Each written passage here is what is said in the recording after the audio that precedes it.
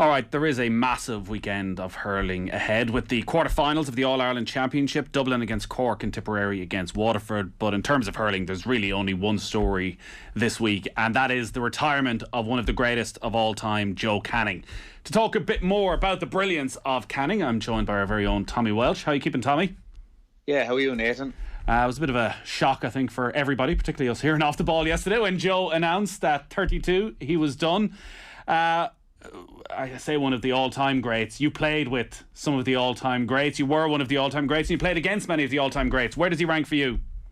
Yeah, listen, he's going to be in the conversation, and depending on, I suppose, the type of hurler that that you followed or that you kind of liked or probably tried to mirror your own game on, depends on where that conversation lies. But he's definitely up there. Like, he's in the conversation for one of the all-time greats. Like, you only go back and look at some of the scores, some of the wins throughout his career. Like, he's basically won, I'd say, everything in the game, Nathan.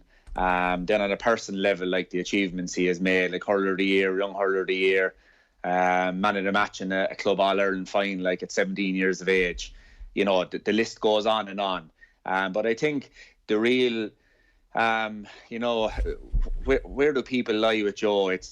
He's universally loved. No matter what county, whether you're from Kilkenny, Tipperary, the young fellas, the old fellas, they all absolutely adore the skills he brought to the game. And I say above all, the humility he brought. He was lucky enough, he was reared in a hurling family, a farming background, so you could never get too far ahead of yourself. His older brother Ollie was one of the best cornerbacks to ever play the game, so the stardom was in the family already, so it was probably that bit easier that he wouldn't, get ahead of himself. So, no, listen, he's in that conversation, absolutely. The all-time leading top scorer in championship hurling says it all. When you talk about greatness and people have their own favourites, as you say, because of maybe moments in time and their age and the style of hurler they're like, when you look at Joe's style, what type of hurler was he? Well, skill. Deceivingly, he was very fast. I always found Niall Gilligan was the same from Clare. A big guy, you would never say he was fast. He was like a rocket. I thought Joe was very, very powerful, fast. But the one thing that I'll come back to with Joe is skill. Going back to when he was like, if he was growing up now, he would have missed one or two county finals and maybe a club All-Ireland because of the age. You can't play now with your senior team until you're 18 years of age in that year. He won a county final or two before he reached 18. He won a club All-Ireland. And not everybody gets to do that. It doesn't matter what size you are. So, like, you only have to go back to his debut season, 2008, when he was marking the rock. So you'd say, was it about size with Joe? Is that why he was able to get them scores? He was on Diarmaid Sullivan, I had him I think I had him number one in the hardest players that played the game. And he scored, was it 212 that day?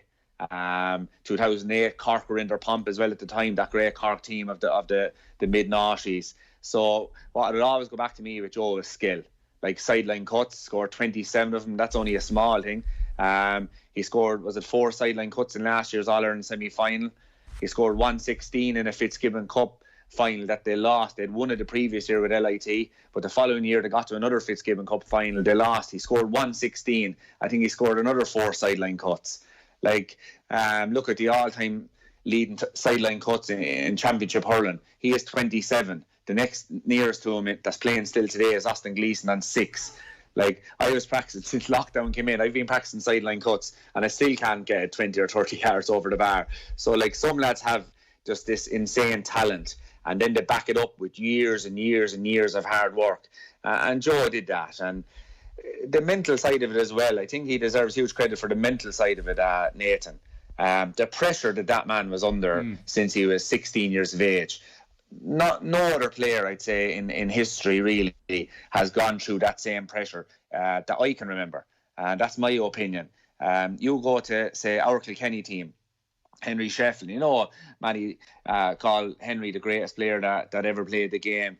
He had Eddie Brennan to take the pressure off him. He had, say, JJ, Richie Power, Owen Larkin, TJ, serious hurlers. You go on to the Tipperary team. Owen Kelly, one of the greatest Tipperary players and one of the greatest hurlers that played the game. He had Lara Corbett. Then Shamie Callan and Noel McGrath. They all came on board. The Limerick team at the moment, Javarin Galan. So he's the free taker, the go-to man. Dropped last weekend because other lads take it up. But with Joe, it always was, how did Joe play? If they lost, well, how did Joe play? And, was he the reason they lost, or was he the reason they won? Whether they won or lost, all the pressure seemed to be on him all the time. And that's probably, he was so good from such a young age. Yeah. But to be able to deal with that, Nathan, I thought was tough, but he handled it with great humility. And you can't underestimate the impact of that pressure. It was fascinating watching that interview on OTB AM yesterday and how dejected he was with the manner of the exit. And like we're seeing at the Olympics at the moment, say with Simone Biles, that pressure of the weight of a nation being on your shoulders. Like Joe Canning had that since he was 15, 16. I remember working in Galway FM at that time, and he's winning minor All-Irelands at 15. He's playing in the toughest club championship at that stage. When you think back to that 2006 Galway final, Pairc and Loughrea, and he's prone on the ground, and like it was a savage time of club hurling, and he's a young teenager playing in those matches, and everybody at that stage is waiting and wanting him to play for the senior Galway team, because the expectation is Joe is going to lead us to the promised land. To have that from 15, 16, and to have to go through pretty much a decade then of it not happening and everybody waiting and wanting it to happen, like that is an awful lot for anyone to have on their shoulders, particularly in an amateur game. It is, but I do think we need to, and Joe himself needs to probably focus. I've been listening to his interviews last couple of days as well. He needs to focus on everything he's done for the game. Like, I know it is nice being humble, and it's definitely, it's great as a role model for young fellas to look up to him. But he definitely needs to look at himself and realise how great he was. Like, the man won 4 Club All-Irelands. He got man of the match, as I said, he scored 1-6 in the first one. I think he was 16 or 17 years of age. He went on to win 3 more Club All-Irelands. Like, many players dream of getting to a county final, winning a senior county final, an intermediate, a junior. This guy won 5 senior with Pairc, went on and won 4 Club All-Irelands, against great teams. Had great battles with Ballyhale and Henry Shefflin and Cha Fitzpatrick's teams. So, like, he has had incredible achievements. And I know what you're saying. With Galway, they were disappointed, and they were very consistent. They were in a lot of finals, a lot of semi-finals. And you go through the teams that probably beat them over that period. He made his debut in 2008, Nathan. The great Kilkenny team were in their pomp. Just a couple of years later, then, with this magnificent Tipperary team, Owen Kelly, Lara Corbett, Noel McGrath, Seamus Callan, the Mars. Go on then, you had a clear team in 2013. They won 4 under-21s, 3 in a row, but 4 in only a short space of time. They were bound to win an All-Ireland. And then this current Limerick crop that are after winning 2 All-Irelands, they won underage and have just this, fantastic academy and fantastic, I suppose, group of players that have come up along. So he has come up against, nearly some of the best teams of their era throughout his career, and still went on to achieve magnificent. Like, to be the all-time leading top scorer, like, that means he had to take frees under pressure. Like in 2012 All-Ireland final, Nathan, he had the last puck of the game. Davy Glennon won the free. He's now hurling with Westmeath, but he won the free against Kilkenny over underneath the Hogan stand. Joe had to step up. Like, I was playing the Tyrone Golf Classic the other day, and nowhere near winning. I had to put it in from 3 or 4 yards and felt the pressure. We weren't going to win anything. Maybe a bottle of Coke or something, but you have Joe there then taking a free and straight over the bar, no problems. And stepped up in the All-Ireland that they lost, got them back into the game with bury the ball from a 21-yard free. So, like, his achievements, he needs to be probably that bit easier on himself and realise what he has done. Like that great hand pass to David Burke in the qualifiers. There's a good few clips going around of the goal he got against Kilkenny in 2015 Leinster final. That was Maradona type stuff, Pele type stuff. You can't coach that into kids. You either have that or you don't. Well, even the pass for Jason Ford at the weekend, like 70 minutes on the clock, grueling, hottest day of the year, and to have that level of vision and calmness and to make it look so simple, like, that is genius. That is what is extremely complicated. You can make it look simple, and he had that in spades.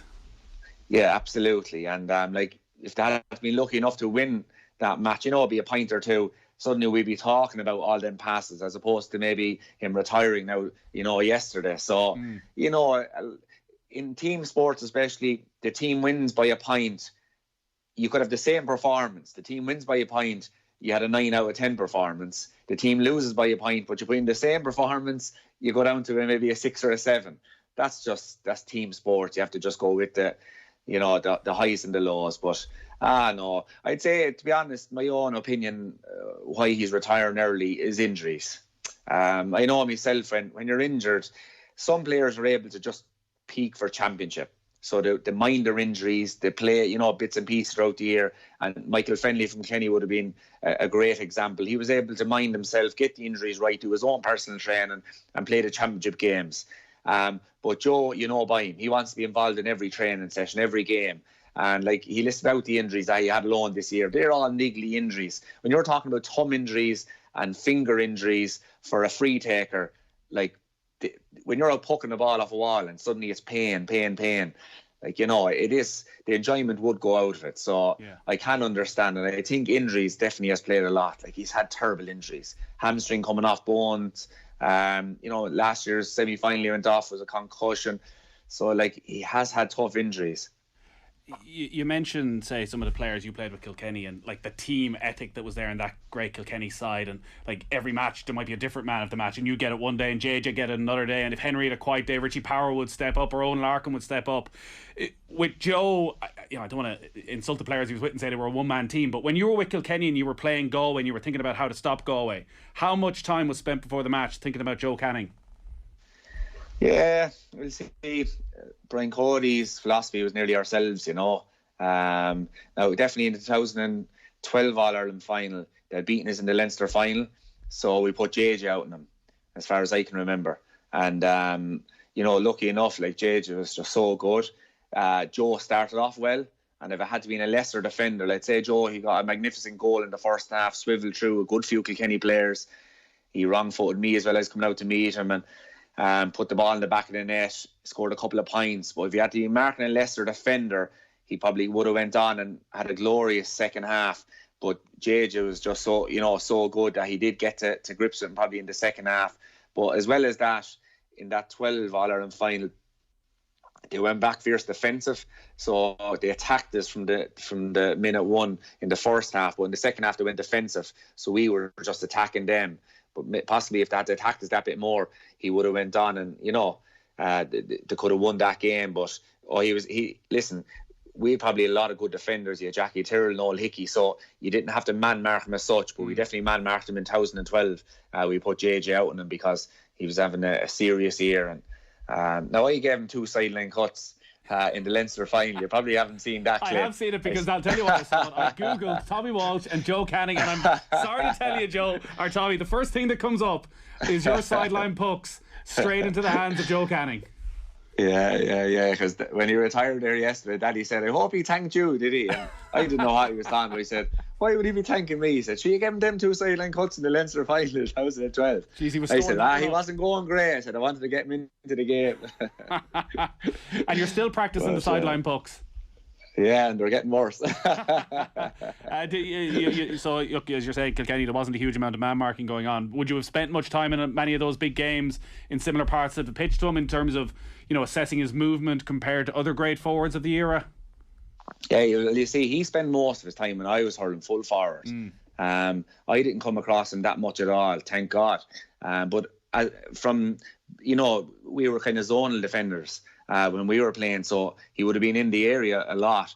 But it was just, he had serious speed. If you give him, you had to keep the ball out of his hand. When you're being coached as a young fella, the best way of marking the good forwards is don't let him get the ball. And that was just number one rule. You definitely couldn't let Joe get the ball, because if he got it, he was comparable to Richie Power in regards to selfishness.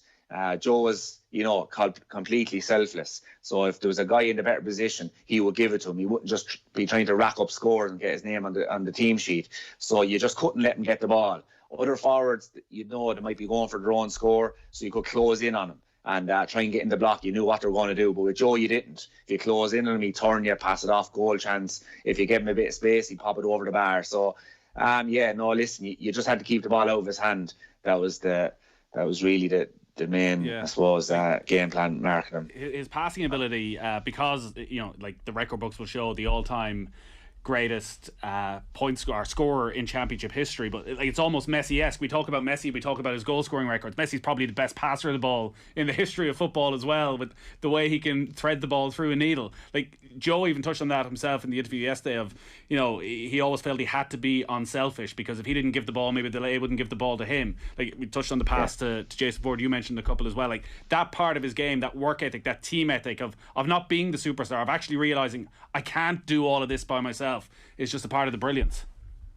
It is, and you know about that the way he was reared. Like, as I said, he was brought up in a farming family, a great club like Pairc Ui Chaoimh with plenty of success, but his older brothers wasn't just Ollie. Ollie was superb, started in the forwards, mind you, was a great minor as a forward, possibly played under 21, but when he was put back corner back, he just came into his own.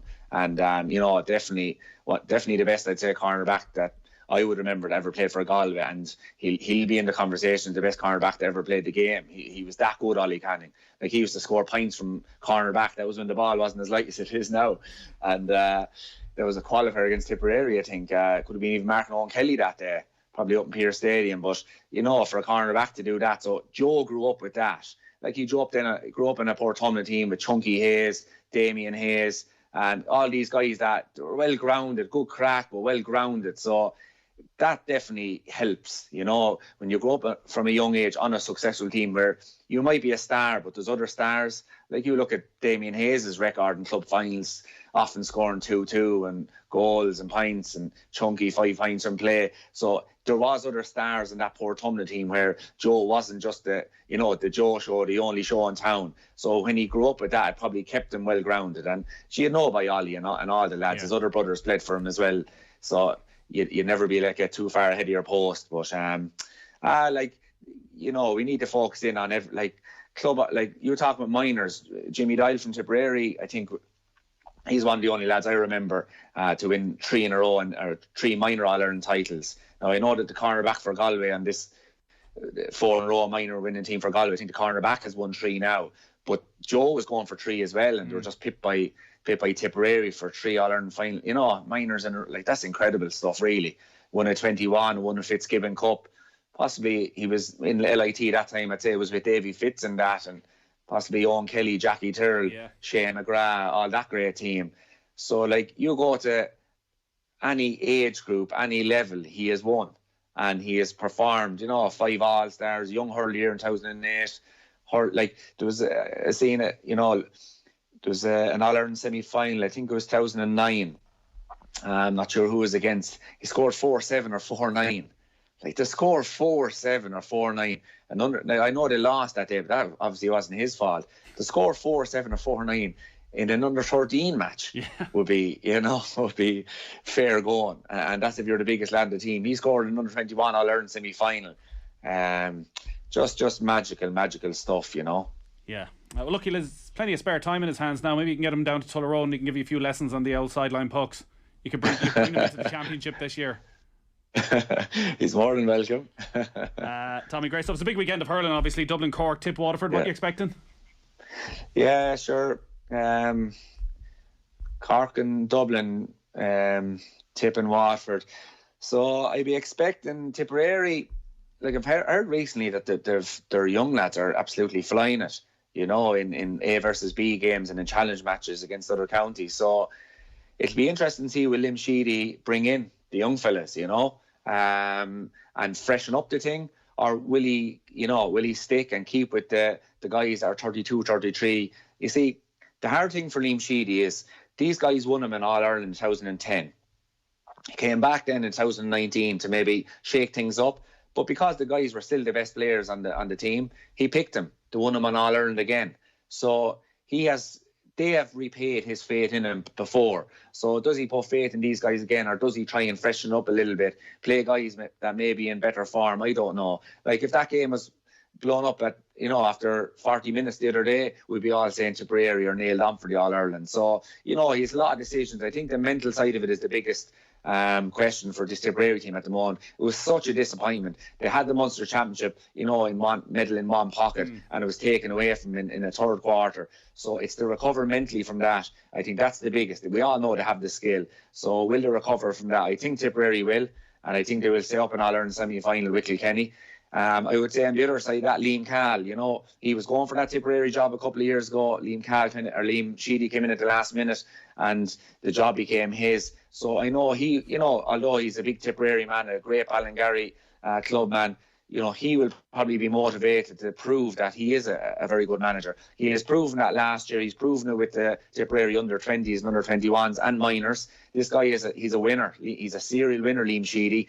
This Waterford team, they're playing with a spirit, a toughness. They're winning games. You know, nobody expected them really to beat Galway last weekend. They came out with a spirited performance, a tough performance, play exactly like their manager. So I'm going to give the verdict to Tipperary in that match, but I expect Waterford to play with all the spirit and all the heart like their manager. In the other match, I think Cork, look at them. I think they're on the crest of a wave here.